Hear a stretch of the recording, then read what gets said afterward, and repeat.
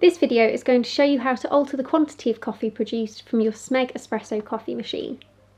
With the machine set up and ready to use, place the cup of choice underneath the filter. Press and hold the coffee button of choice. The machine will start dispensing coffee.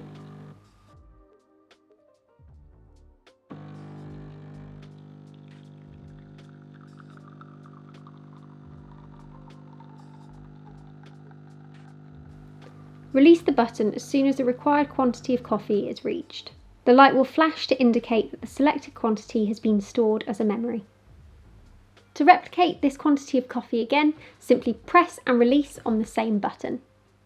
The quantity of coffee can be altered at any time by pressing down and holding until a desired amount of coffee has been released. With the ability to alter the quantity of coffee, it's possible to save drink preferences. For example, one button could be a shot of espresso and the other button could be an Americano. If you found this video useful, please like and subscribe.